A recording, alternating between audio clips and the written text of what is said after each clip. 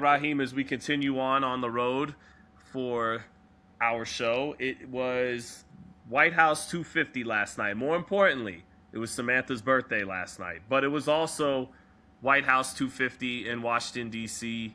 For Donald Trump's birthday. So it wasn't on a Saturday, it was on his birthday. Ilia Topuria, I don't watch MMA, but I believe it was a big upset. Ilia Topuria got upset against Justin Gaethje, and I think Alex Pereira got upset too, I believe, in those two headliners. So, okay, it's funny. I joked about with you, Donald Trump helping to kind of fuck up the one loss the Knicks had this series, right? But I honestly, Raheem, and I know you may disagree with me on this, I hesitate to do the Trump this and Trump that because, as you know, I really don't like the Democrats, and I really don't like what the Republicans have been doing for the longest time either. I don't really like either of them. I don't really like the left-wing movements in this country for since I've been alive, and I don't really like the right-wing movements in this country since I've been alive. They feed off each other. I know Malcolm X talked about this, right? Like, the left wing may use a lot of Malcolm X's intellect and profound rhetoric, but he also said that the liberal white man is the most dangerous man to America. So I don't know. I am not a centrist. I'm not with the Bloods or the Crips, man. And I understand to well-informed political people that's a false equivalency. They would be able to, but I just see it as like, I don't want to get into it all right here.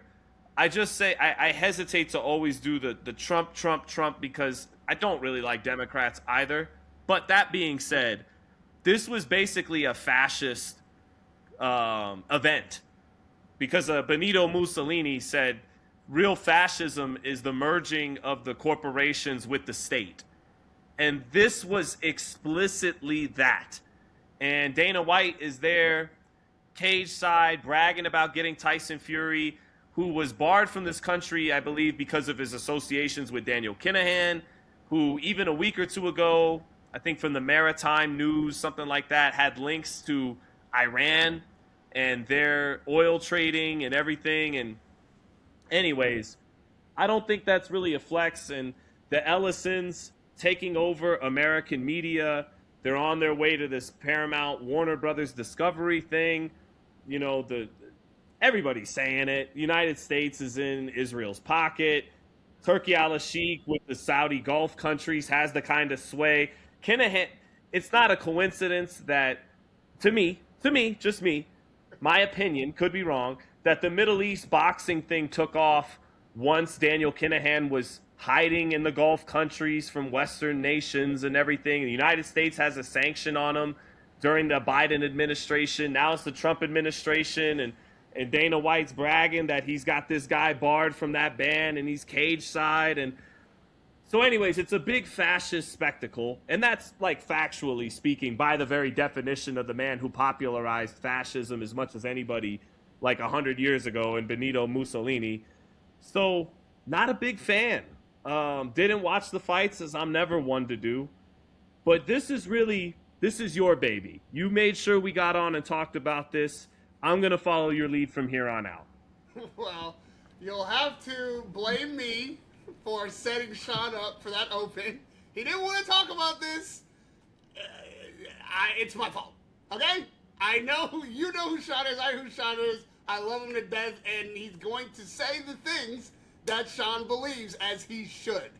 And so if I set him up, if I force him to come on and talk about shit like this, you're going to get exactly what you got, and hats off to you, sir, for standing on business. The business of boxing was also at play on Sunday night on the White House lawn. Oh, yeah, Trump owns stock in their company. I almost forgot to mention that. Go ahead. What's that? Trump owns stock in TKO. So I almost forgot to mention that other fascist element of what's going on. Well, okay. And TKO now has a great deal of interest in boxing. And who has stock in them was on display on Sunday night.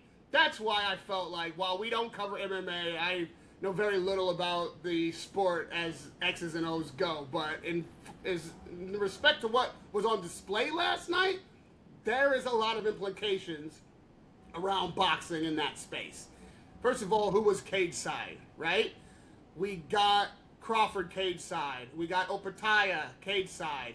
Obviously we got Tyson Fury doing his own walkout, who wasn't even fighting, but got a ring walk or an octagon walk, whatever they call it, to cage side. Everybody paying homage to the the president. And when I saw the subsequent posts coming out, the first one I saw was Crawford, right? And a lot of people in the comments were like, bro, this ain't it. This is, they Uncle Tom this, sell out that, unfollow, all the stuff. And so I want to start there, because that was the first thing I was affected by. Now let me tell you, if I had been invited, which I was certainly not, but if I had been invited to an event like this, I would have gone. And I have no love for the Trump administration in no stretch of the imagination. It is, however, a once-in-a-lifetime event. It is at the White House. The people who put it on, you and I certainly have disagreements with politically, but I can respect that if you are in the company of the President of the United States, you, no matter how big a star you are, can find yourself in awe of that moment if you have reverence for the office. We saw Deontay Wilder in the Oval Office with Trump trying to get some legislation passed around boxing, and he received kind of the same reception that Crawford is getting online, maybe worse. And to my estimation, what Deontay did, it holds more merit than what Crawford. Crawford was just at an event getting a selfie and, helping his bosses really promote that side of boxing and the entity that he certainly has some investment in, whatever that investment be. Clearly, he's got some investment with TKO and what's happening there based on his willingness to promote it. But what Deontay did was try to get some legislation passed. The president is the president. If you can talk him into doing something good for the people, no matter what party he's a member of or even what direction he's taking the country in, if you can get something for your people, go in there and get it done for your people. I understand that. I do not begrudge Crawford necessarily his selfie. If I'm invited to that event, do I take a selfie with the president? I don't think I do. I don't think I do that. But that's a personal choice. And again, right. That's he's an American. He's standing with the President of the United States. He can make that call and not be a sellout and not be an Uncle Tom or anything close to it. What you might want to do, though, just, hey, listen, what do I know, right? You're the multimillionaire. I'm the guy, talking on YouTube. But what you might want to do is give it some context, bro. You might want to say what it is. You might want to say why this selfie was important for whatever that reason is. If people are extrapolating from your smile, your point to the guy, your selfie moment, that's some kind of tacit endorsement of everything that Trump is and has ever said, which is unfair, but in a high politicized moment like this, if you got some context, you might want to offer it. Believe me, I learned that the hard way. Trust me in that. It's that kind of moment, right? So everybody that we saw ringside or octagon side, you're trying to figure out what it is that has brought them there and what their presence means, what they're endorsing, what they're a part of. Are they just spectators? Have they just come because it's a once-in-a-lifetime event? But it is to a man and a woman, each individual there that was of note or a name that you recognize or a face that you've seen before, you want to know what it means for them to be there. It's that kind of moment. So for Terence, I think that's where maybe his selfie fell short of expressing whatever it is that he meant to express by posting that picture. To me, that's just conversation for the internet, right? A very little consequence. He wound up leaving a caption on Instagram where he's like, basically, to surmise it, can you believe that the president of the United States is a fan of this little boy from Omaha, Nebraska? So I get it. Like, regardless of who the president is, for you to have made it to a level where the president of the United States is a fan of yours is a cool moment to take in for yourself. Yeah, so and that's what I took it. Yeah. That's what I figured he's in awe of the president, whatever. But like I'm saying, yeah, I don't know that. You know what I mean? Like, it's a tough one. It's a tough one. You can handle it how you want to handle it. Like, yeah, okay. The I won't get into it. Is he though? You know, like, is he? Is he really? You know what I mean? Like, what was so? The ones that are of greater consequence, I think, are the ones that have some business, in front of the government, who have some real skin in the game, if you will, right?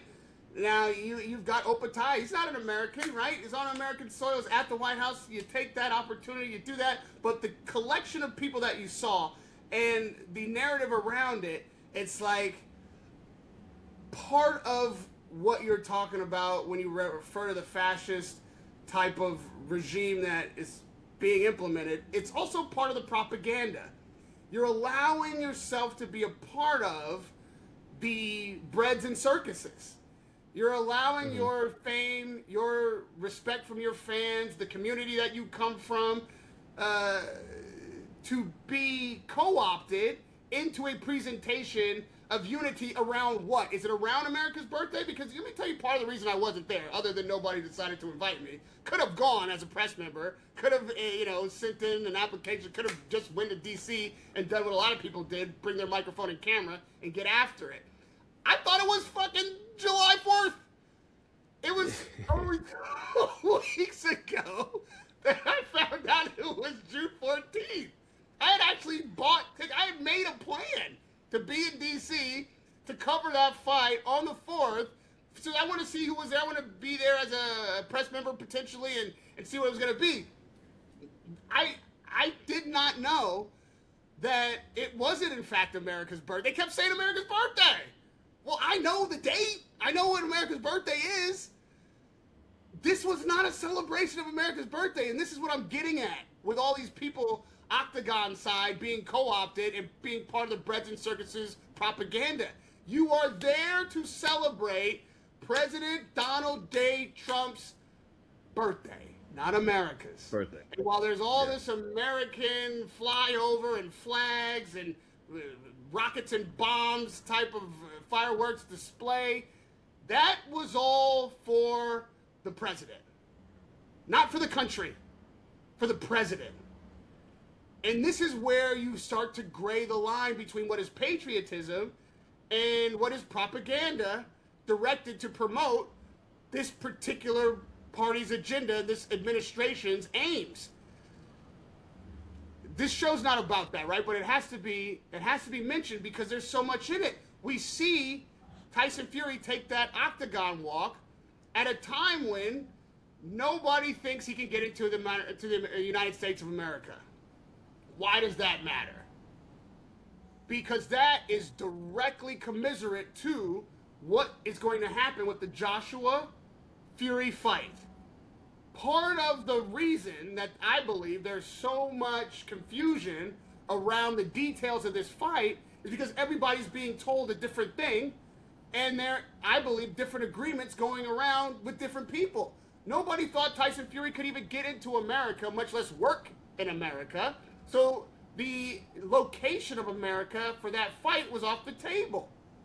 But as Dana White said in the post-fight press conference, people keep telling me what I can't do and how wrong I am and what we're not going to be able to accomplish.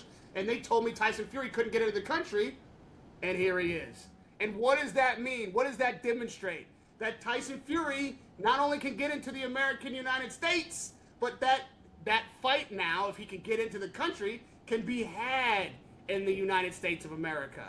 And that's where Turkey al-Sheikh want to fight. That's where Netflix wants to fight. That's where Dana White and Zuffa want to fight. The only people who don't want to fight there are the entirety of the United Kingdom fan base who have supported Anthony Joshua and Tyson Fury for the entirety of their career. Their most ardent, lifelong fans and supporters do not want this fight in Saudi. They don't want it in the United States. They want it not only in the United Kingdom, but preferably right there, smack dab in the middle of London. And will their wishes be paramount? No pun intended. Absolutely not. Absolutely not. This fight, I believe, as was demonstrated last night, you can bank on it, will be in the United States. That's what that was about. We got to start reading the tea leaves. They got to read what they're showing you. That's the first thing that you understand. Oh, so the fight's in the States. Remember Dana White saying, does Eddie know where the fight's going to be? Well, that's an odd thing to say. Like, that's an odd detail to pick out and for Eddie Hearn not to know. What do you mean, where the fight? He doesn't know where the fight. Why would you say that? Because what he's got in his back pocket is he knows he's about to smuggle Tyson Fury into America. You know what I mean? Listen, whoever puts the stamp on the customs box, if it's not allowed to be in the country, it's still smuggling.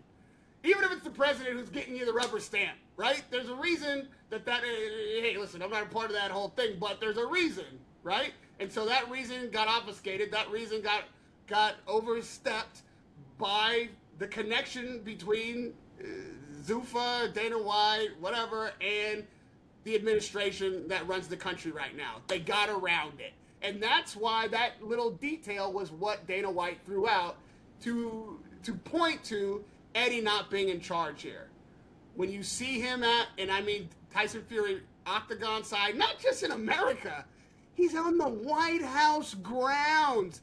Talk about an eclipse of faith. This is a guy who couldn't get across the border at any airport or seaport. He went from being banned from the country to doing a ring walk at the White House.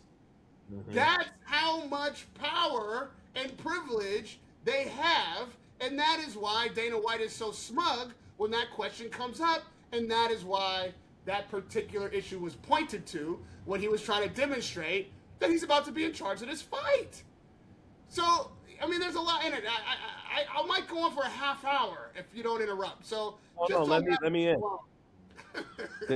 Great stuff, Raheem. Seriously, I'm enjoying following it as you unpack it, and it speaks to a lot of the points we were talking about. If midway through this video, if you're really eating this up and this actually is intriguing you, taking it deeper than the sport of boxing, please go watch our video from months ago where we talked about the Paramount Warner Brothers Discovery merger and how that was affecting boxing. And we touch on a lot of these political factors that were going on then. And again, it's not like when I brought up the fascism point, it's not like whether it's the medical field, any business, any industry that makes billions of dollars has always influenced both aisles of the political spectrum. And whoever's sitting in the office has been subject to bending and even circumventing what's right and what's wrong and all that kind of stuff, lobbying power, whatever it is, but never on the scale of this kind of blatant, in-your-face, huge event hosted for the whole world to see and promoted through mainstream-owned media to have a huge fascist event like this. And what he's doing is Dana likes the power. He feels very emboldened by circumventing the checks and balances, as does Donald Trump. This may not even be what the Department of Justice wants, but it's not their call. They're being, the checks and balances of our system is being overrode to get what they want, to do what they want, to do what thou wilt, to take it all the way to Aleister Crowley. But it's so much to unpack. Okay, let me at least make the point of, again, when Sean, why are you saying the Israel thing to start in association with the Gulf countries? It's because the Gulf countries and Israel and the United States right now are tied at the hip for this Iran war because we all have the same kind of interests in it. And the Strait of Hormuz being closed, for example, hurts all of us to varying degrees. And when the Ellisons took over Paramount, Skydance, for that first merger, before we even get to Paramount, in my opinion, okay, don't sue us, having being able to strong-arm Netflix, which is valued at a much higher valuation than Paramount Skydance was, kind of being, in my opinion, strong-armed out of acquiring Warner Brothers Discovery when for months it seemed like Warner wanted to be acquired by Netflix. But Trump said, well, that might be a problem, and with undertones of antitrust problems. But Paramount acquiring Warner Brothers Discovery isn't of antitrust concern. And the bid is largely backed, again, by the Ellisons, who are some of the biggest donors to the Israeli Defense Force.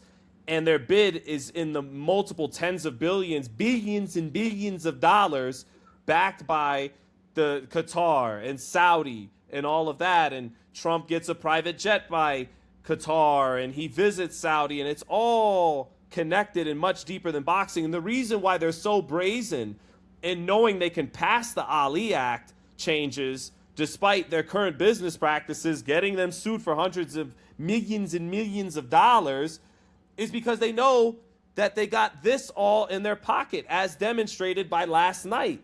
So it's all connected, and that's why Paramount, which is owned by the Ellisons, which are huge donors to Trump, and I'm connecting all these dots, and I hope the audience cares enough to follow along and see, and even down to Terence Crawford, who, again, I'm defending. And you want to take a picture with the president, take a picture with the president. That is, regardless of who's in office. I don't like demented Joe Biden as much as I don't like, America first, but going to war for Israel's interest even more so than America's interest. Donald Trump celebrating America 250 on his birthday and not America's birthday. I don't like any of it.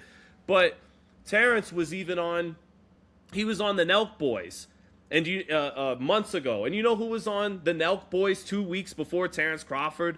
Was Benjamin Netanyahu.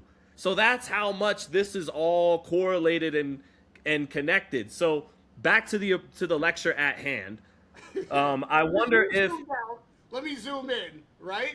Well, no, I just wondered, last point, I wonder if he needs the fight and wants the fight in America because it circumvents Eddie Hearn's, what he has in paper in the United Kingdom. That, yeah, in the United Kingdom, it might say by United Kingdom law that you need your approval for anything involving Anthony Joshua, which would include a fight in the United States with, or you know what I mean? But if it's in the United States, motherfucker, your piece of paper don't mean shit that it means in the United Kingdom. So I'm going to circumvent you just like we circumvented maybe our own government to have Tyson Fury here. So that's my question to you. Do you think that's why he wants it in America too? Because Eddie Hearn's outlines with Anthony Joshua, they don't hold up in American court. That's a United Kingdom thing. Thank you for not letting me cut you off. Excellent, excellent finish point there. First of all, let's deal with why Netflix wants to fight in America. Because, like I said, the fans of the UK deserve this fight. But does Netflix just thumb their nose at the UK for the sake of being able to thumb their nose? No, they're making a business decision. It's the timing of the fight. If you put the fight on in the United Kingdom, in America, the viewership has to watch it in the middle of the day. Well, you would think, well, that's better, right? At least everybody's awake. If you put it on in America at fight time, it's the wee hours of Sunday morning in the UK. Now, here's where the divide comes between the haves and the have-nots, those who are in power to make the money and those who are meant to be servicing the masses, but really it's about the bottom line. The truth is that the American fans are not loyal enough or excited enough about that fight to get up on a Saturday morning and watch that fight on Saturday afternoon. They're going to leave the house and go do their Saturday things and maybe watch that fight later. They don't care enough about that fight for it to be on at 2, 3 in the afternoon, and for all the entities and powers that be, Netflix being one of them, to bank on a huge American number in the middle of the day, or even on a Saturday.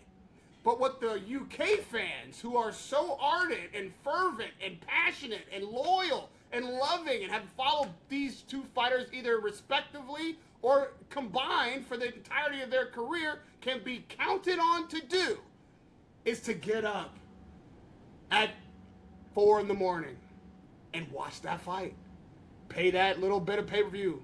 Get on to whatever platform it is, and they will watch that fight no matter what time it is on what day. And you can count on it. So because they are so loyal, because they are so bankable, because they are so passionate about it, it's really kind of being used against them. They're going to force them to do that so that they can get the primetime American audience.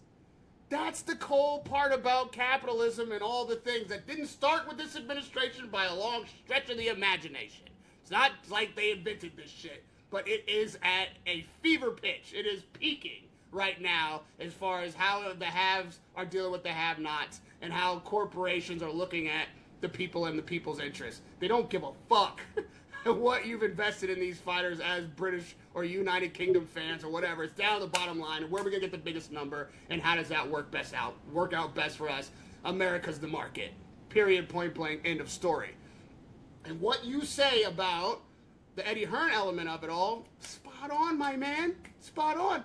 The reason Eddie's so confident is because he's got paperwork saying that Joshua can only do this fight in the UK. I'm certain that they've given him a contract that says, signed in the United Kingdom, I'm sure, that Anthony Joshua not only can only do this fight in the United Kingdom, that Eddie Hearn has made that a stipulation, I'm sure, at Joshua's behest as well, who wants to fight in front of his hometown and his countrymen, but also that Zuffa cannot promote this fight. That's in the language in the contract. They cannot promote this fight. But to your such salient and observant point, are you going to sue them in America? Because you're not going to sue them in British court. The only thing that could stop this is Anthony Joshua himself saying, I'm not doing it. Which, when it comes to loyalty, when it comes to that kind of character and that kind of, yo, these are my folks, this is my team, and I'm not moving, you might not see Anthony Joshua that way if you're his trainer, but if you're his promoter, if you're Eddie Hearn, you can bank on that. I'm curious to see how this plays out, because I think that's the only way that the thing doesn't happen exactly how Zuffa, Netflix, and His Excellency want it to happen. Joshua's really the only wild card. We've seen now Tyson Fury's where his loyalties lie. It's right in his hip pocket. He said as much. Whoever gives me the money and the biggest platform, that's my promoter. I found that to be a bit stomach-turning. But I don't care about money, really, Raheem. I don't care about money. I don't care. Exactly. Yeah, sure. Right? But he said it. He said he was at the White, doing all the things. I mean, that hat, for Christ's sake, man, that hat. Did you see that hat? I didn't pay mind. Donald Trump, it's got an American flag, and then it's got a British flag, and then it says for Prime Minister. It says American flag for, and then the British flag, and then it says Prime Minister. He's saying that Donald Trump should be the President of the United States and simultaneously be the Prime Minister of the United Kingdom. And then apparently, according to Donald Trump, also the Prime Minister of Israel, which he could do if he were to go down there and put on an election, according to Donald Trump's own words. The fact that that guy who was just banned from this country comes on the first day on soil to the White House and wears a hat like that lets you know that his allegiance lies nowhere. That's a crazy hat to wear and a wild thing to say. And being a British citizenry, to being what Tyson Fury is to the United Kingdom people and the British public, it's a wild thing for him to be able to present himself as. But that's let you know where it's at, man. As he literally sells them out. Where it's at. So let me cook on this for a minute, right? So the Eddie Hearn thing, the contract, that's why Eddie's so confident. That's why Dana White needled him about where's the fight gonna be. Because the truth is, you can see it in the lawsuits coming from Boxer and Ben Shalom, the lawsuits coming from Queensberry, the fact that what they really do with the whole Ben, Conor Ben thing, a lawsuit I'm sure is incoming from Matchroom around the Conor Ben situation. Well, how come everybody's suing them? How come everybody's saying they're doing something double dealing or underhanded or outside of the contract or outside of the rules? Because they're not playing by any. They are promising people what they want to hear when they want to hear it, and not adhering to any agreements, because they're going to force you to try to hold them to it. And what, are you going to sue them in Saudi Arabia? You're going to sue them in America? You're going to tell your fighter, turn down $15 million a fight because I've got a contract on you that says you can't be on this network. You're gonna tell your fighter that you can't get them the fight that they want. You can't get them the money that they're being offered, not even half that money, and that they should turn down all of that for loyalty to you, who's clearly been outmaneuvered by the very people offering him the deal, the fight, the money, the bag.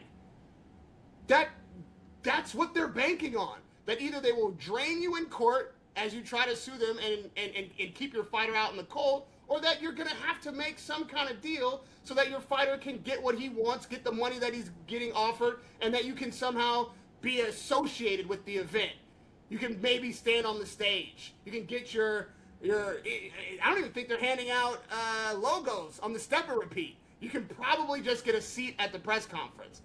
But you cannot control your fighters anymore, and you cannot rely on these deals that have been made. Because when Dana White says, look what we've done by the end of the year, just like he said, does Eddie Hearn know where the fight is? What he knows in his back pocket, what he knows is being worked out behind the scenes, is that these guys are going, when Matt Kellerman says, they're taking over, and I'm sitting there 3 weeks ago like, how? What are you talking about? It's fucking Zuffa 4. Like, taking over what? What's going on? What Max knows is that the game's rigged, and they got it in the pocket 6 ways from Sunday. They know that they're not gonna. When Eddie went on this rant this week talking about how it works in boxing and what Dana doesn't know about how it works, and you can't just do this and you can't just do that. Well, he's right up until now. You remember before Trump got into office all the things that you thought the president couldn't do? Do you remember all the things that we thought America wouldn't ever be? Wasn't possible in this country? That's what we're about to go through in boxing. That's why these guys are cut buddies. That's why these guys are holding hands and everybody's paying homage to the king at the octagon cage side. Because you're about to experience in the world of boxing, the same thing that we're experiencing in the government of the United States. There are no more rules. You can't, these pillars of democracy are just like these stipulations and contracts. These agreements and these standards and practices are out the window. They are about to do whatever they want to do with the money that they have to do it, the influence and the power that they have to grease the wheels, and the insulation from consequence that they have because of the power that they wield and the proximity to power that they have. They just did a whole for-profit show on the White House lawn. The president invested in the company a week before the event. The glasses off. They made crazy money in your face. And you're talking about what you can't do in boxing? You can't even do that in America. That's what we thought, right? Forget about it, man. They're about to do all the things. They're about to do all the things. And we're going to be sitting here talking about what can't be done. What can't... Go ahead. Yeah, it's like that West Side Connection song. And y'all better get used to it. Get used to it. Like, and that was on the album Terence. When I come to your town. Yeah. It's that West Side Connection song. Okay, and to your point about Max, he would like to think this is Jay-Z the takeover. I'm going to have to... No, I would argue it's what the other Brooklyn MC who riffed off that song. It's the rape over. Turn your face over. There's no God in the sky. It's me. Game over. Okay? Like, that's... Go listen to the rape over by Mos Def, all jokes aside. If you want a quick summation, listen to the lyrics. Enjoy it. It got banned, by the way. And when Mos Def tried to perform it outside of the VMAs in New York City, he got taken down and arrested for doing so. Go listen to the song and you might understand why that is. I jotted down a couple of bullet points in the midst of all your cooking to make sure I didn't forget them. And man, was it good. We got a first on About That Action. We got Raheem taking the glasses off. And it was worthy. All right. And I self-deprecate. Is it the right word, Leo? Raheem is not self. Okay. All right. I self-deprecate a lot, but I got to, you know what, just real quick for 2 seconds, since people in media always aggrandize themselves, and I self-deprecate often on this show, even though we do self-indulge too. I got to say, I want to thank the Lord for blessing me and Raheem with the talent on the mic that we have, because you tell me anywhere else you're going to get this deep on a boxing podcast, okay? So, and I'm being serious there, and I'm sorry if it comes off annoying to anybody watching, and I understand if it does, but I just wanted to genuinely say that. I thought after Raheem taking the glasses off, it was worthy of such. Now, some people might be, why'd you bring up Terence with the Nelk boys and then 2 weeks before Netanyahu? The Nelk boys are, I believe, a partner, if not owned under the umbrella of TKO, or at the very least in partnership as a media partner with TKO. So that shows you how, I know Dana White, who lies, anybody, we all lie sometimes, I suppose, right? But he always, when have I ever lied? When do I ever fucking lie? And it's like, didn't you say you might have 44 boxing shows this year? We're on pace for like 12, so that's a lie. Anyways, but he says he's not political, takes part of one of the biggest political events in this country's modern history. So yeah, that's political. When you're hosting the Prime Minister of Israel on a platform under the guise of just doing interviews with fighters and celebrities, and clearly it is about a propaganda agenda. And when I mentioned the Ellisons, who own Paramount, which are funding this venture alongside the Gulf countries, and I connected it to the Iran war earlier. Remember, Bari Weiss was installed as the head of the news. What was it? CNN as the head of the news. One of the major news, mainstream news outlets. Was it? What was it? CBS. She's got CBS, 60 Minutes. Yes, they're about to take right. CBS 60 Minutes, which got sued by Trump for coverage he didn't like. Right. So that's just another way it goes. But on to another point. When you're talking about ultimately Dana and TKO, remember, Dana's just the figurehead of TKO at this point. He is not actually the big bosses at TKO. When they thumb their nose at the paperwork of Eddie Hearn in the United Kingdom, you know what it reminds me of a little bit? Dubai and some of the Middle Eastern countries thumbing their nose at the paperwork of the United States over Daniel Kinahan. Oh, the United States said, we got $5 million on this guy's head. We want his head. We want him here today. And they said, no, we're not going to do that. And so that, that same Kinahan, who's the guy, is the reason why the DOJ said Tyson Fury couldn't be here. But now he is, because of Dana White flex. So it's just ironic that he'll thumb his nose like our government got its nose thumbed at on behalf of Dubai for Kinahan. Now, what's ironic about, in addition to everything you said, like, we already got that money. We already know we got the UK's money pocketed. That's in the bank. Let's get more money, right? And I am not anti-capitalism. It's not perfect. I think people like Raheem and beyond have brilliant critiques of capitalism and how it at least needs to be refined, and all the inequalities that come with it and the way it's exploited and everything. But ultimately, I like to get paid for my work. I'm a capitalist, okay? And I think capitalism certainly isn't all bad at all. And I'm not a Marxist by any stretch of the imagination. That's a different topic for another day. But that being said, it's funny that the only value that fight really has of any substance, because it's two past their prime heavyweights who are not in contention for the heavyweight championship of the world no longer at this stage of their careers, is who is the king of the United Kingdom? Who is the guy that will be the last man standing that has produced these two heavyweight champions?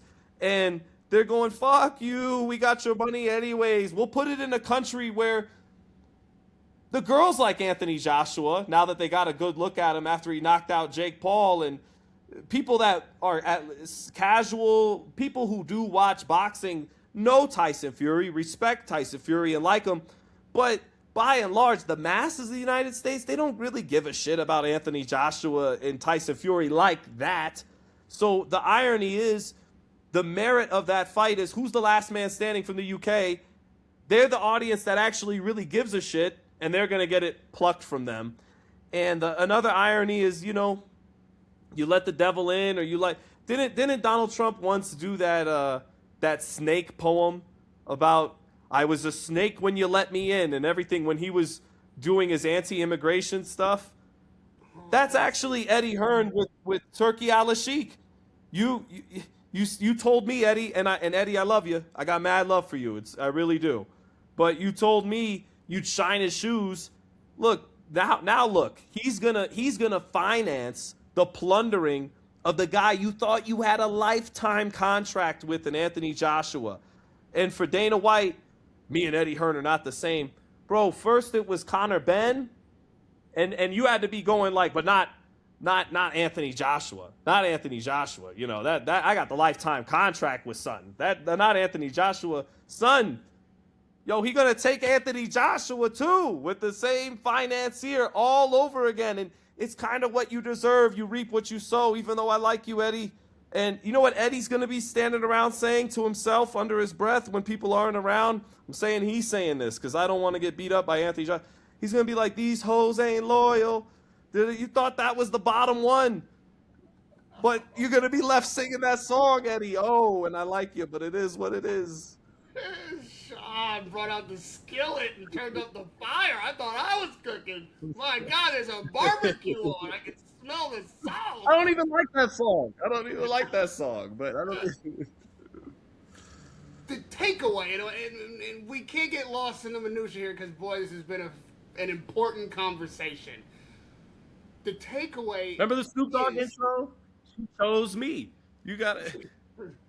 Now, if you want to get into some Dana White says you chose me. Tyson Fury chose you want to get into some gangster shit, then we can do that. Go ahead. This is the final cannonball in the Revolutionary War. America has won it, and on our birthday, spike the ball. Put one more cannonball over the Atlantic, my friend. Because if they take this fight in the way Sean has framed it is exactly right.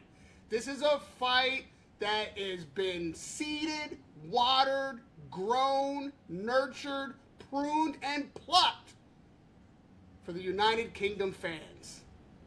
They did all the work. They put all the sun on it. They did all the fruit and the labor. And it's time now. It's ripe. Could have been ripe before. It might be overripe now. But it's still there to be eaten. And America has come to drink your milkshake. America has come to take from you everything that you've built in the way of heavyweight boxing in the personage of Anthony Joshua and Tyson Fury. I like Tyson Fury. You like Eddie Hearn. I like Eddie Hearn. I really, really like Frank Warren. And I believe that, in fact, what Tyson Fury has done is a travesty. It is really poor quality in the way that he presented himself at that White House event on Sunday night. And I think that is already in the offing. Tyson's gone.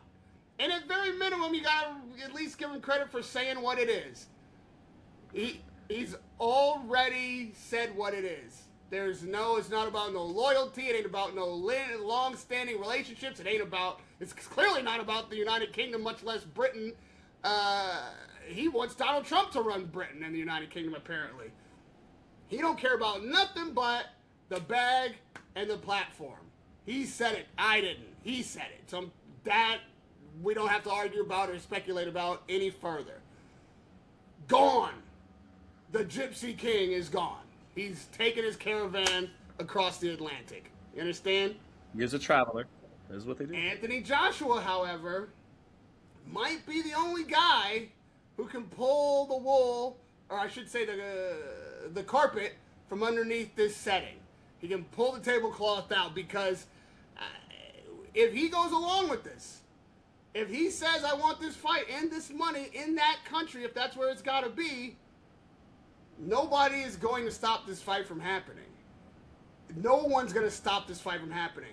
I believe wholeheartedly that the agreement is that from Anthony Joshua and Eddie Hearn and Matchroom's perspective, the fight's in the UK.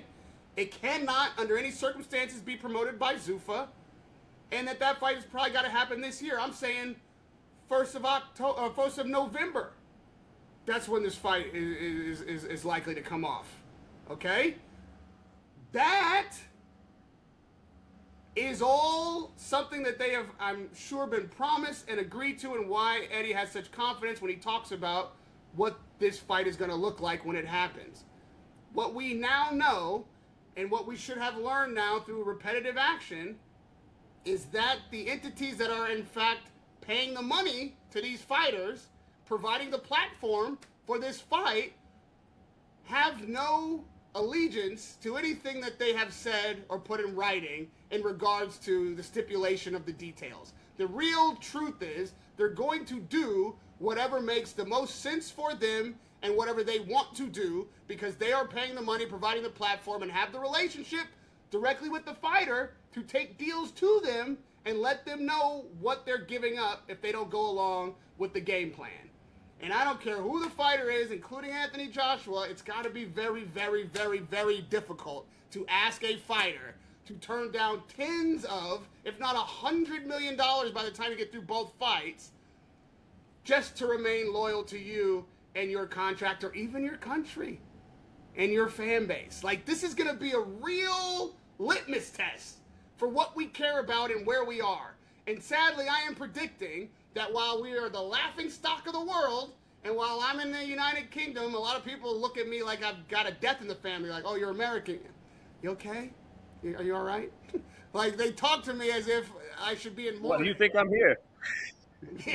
Raheem's like, why do you think I'm here? You know what I'm saying? But they laugh, and they're like, oh, what a lunatic. Oh, it's so sad also what's happening in the American government.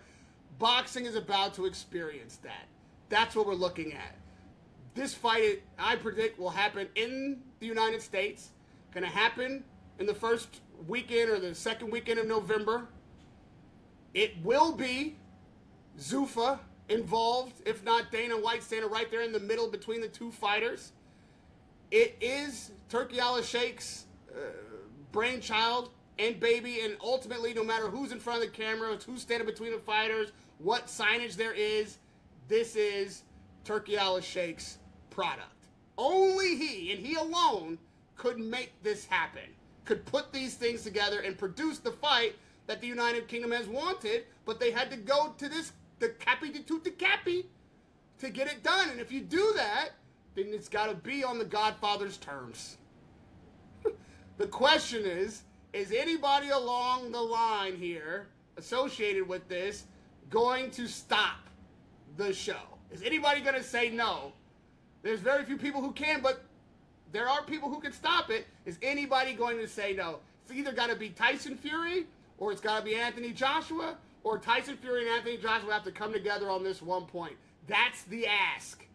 If you're looking for them to adhere to what the United Kingdom fans expect.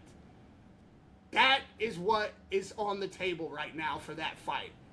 Expect this fight to be in prime time in America somewhere, and that the UK fans will be getting up in the wee hours of the morning. It'll be on Netflix. Those guys will be running it, and some kind of maybe compensation or deal will be made to quiet the noise around. But unless Anthony Joshua or Tyson Fury themselves refuse, you can expect that what I've just said will happen with this fight is what's going to happen.